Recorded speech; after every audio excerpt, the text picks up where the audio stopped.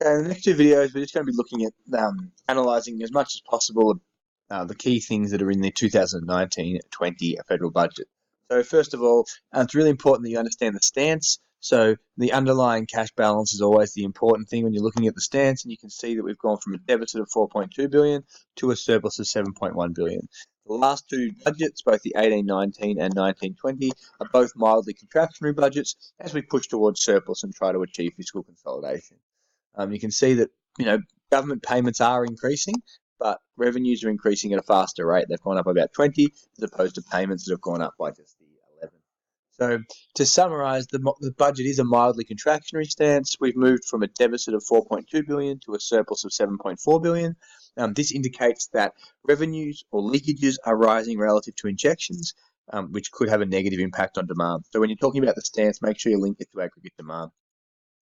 The move to surplus has largely been due to cyclical factors because the majority of the discretionary policies are actually boosting demand and boosting growth. There's not a lot of contractionary discretionary policies. So the reasons why that deficit has moved into surplus is because unemployment has gone down.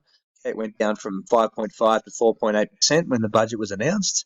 Has gone up slightly since the budget, but it's still going down. Increased participation amongst women.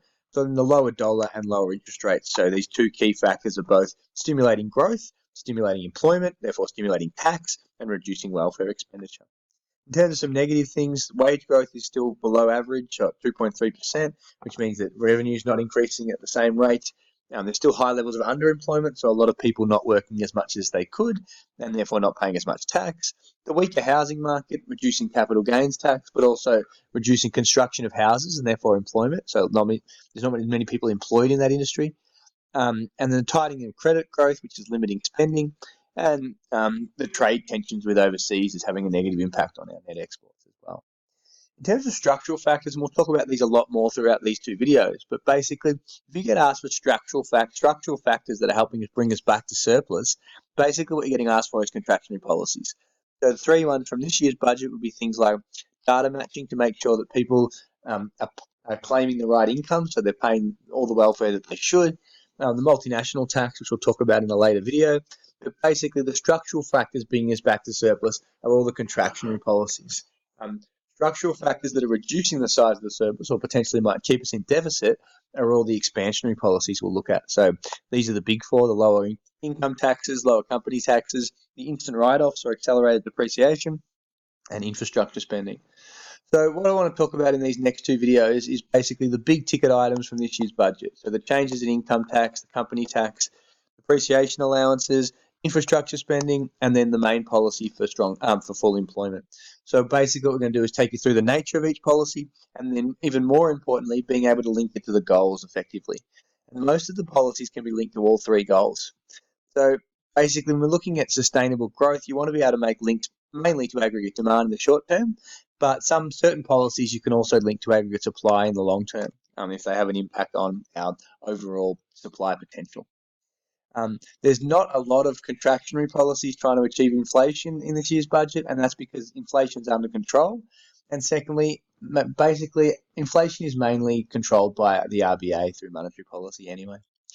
So first policy, key one, it's just called personal tax cuts. And basically one of the key policies in the 1920 federal budget is that there's been 158 billion in income tax cuts over the next decade. So the tax cuts will come in two forms. It's important you've got a good understanding of how the two different phases related to these income tax cuts. So the first one is that in July 2019, which is now or last month, anybody that's earning up to 126,000 will receive up to $1,080 back in tax time.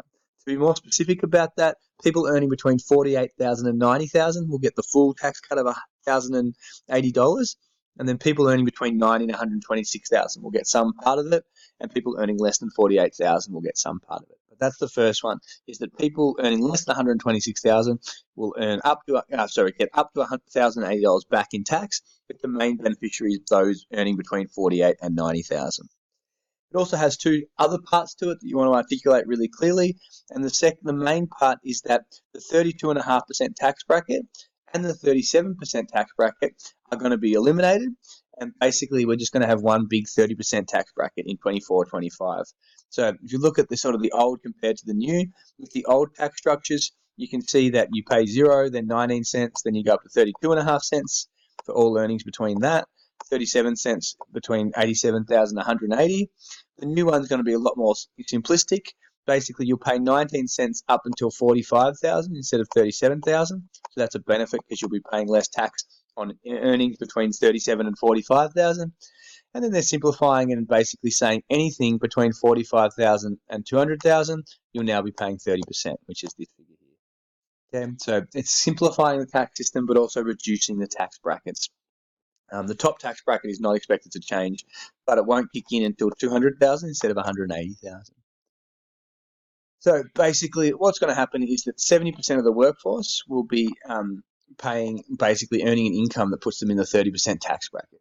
It is important to recognise that people earning over $200,000 still benefit from the tax cut, and that's because they'll still pay 30% for all their earnings between 45 and 200,000. So basically, this is the short-term benefit. The main benefit is those earning between $48,000 and $90,000. So in terms of linking it to the goals, that's the key thing. So you want to know a little bit about the policy, 1 or 2 sentences, and then be able to link it to demand, strong sustainable growth, full employment, etc. etc. So this policy can be considered as a discretionary budgetary policy influencing demand. The immediate tax relief aims to increase the disposable incomes of consumers. It can also boost confidence as well. And because of that increased disposable income and the increased certainty about their financial situation, they're more likely to spend. That'll boost consumption spending, boost aggregate demand in the economy.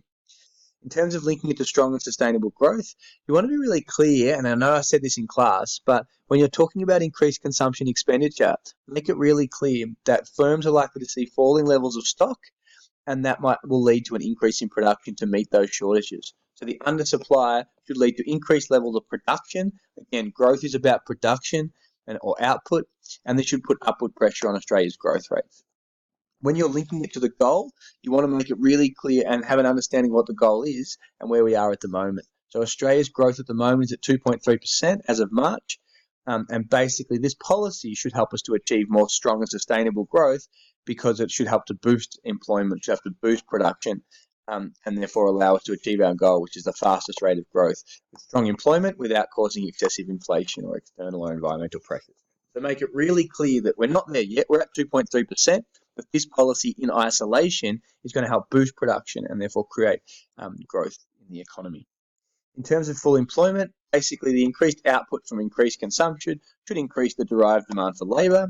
This should help to reduce rates of cyclical unemployment, moving us closer to full employment, which is the lowest rate of unemployment, does not result in accelerating inflation, and where the economy is experiencing no cyclical unemployment. Again, really key links to the goals, linking it to production going up, therefore more employment, because we need to hire more people to meet that extra production. And lastly, in terms of low inflation, it could put the increased spending could put price pressures on around the economy. But given that we're well below our range, we're currently at 1.3% as of March. The actual inflation that occurs will bring us closer to achieving our goal because it'll bring us closer to achieving 2 to 3% per annum over the course of the business cycle. So it's really important, even though this is a policy that's not going to reduce inflation, given we're under our goal at the moment, it should actually help to achieve that goal.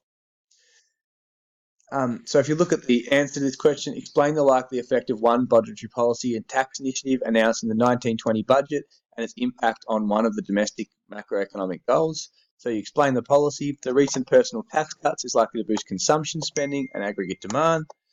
In the immediate tax relief for lower middle income earners earning up to $126,000 will get $1,080 back in tax time. The main beneficiaries are those earning between $48,000 and $90,000. So explaining details of the policy, and then a little bit more about the policy that you don't really need this middle step, but basically they're going to increase the 19-cent tax bracket to $45,000. But then the last one is that they'll reduce the 32.5% tax bracket to 30%. And this immediate tax relief to lower middle income earners will help to boost disposable incomes and boost consumer confidence. Then you link it to the goals. This will increase disposable incomes, therefore lead to more consumption. Firms will see falling stock levels. This will help to encourage them to increase production levels, and this should bring us closer to our goal, given we're at 2.3%.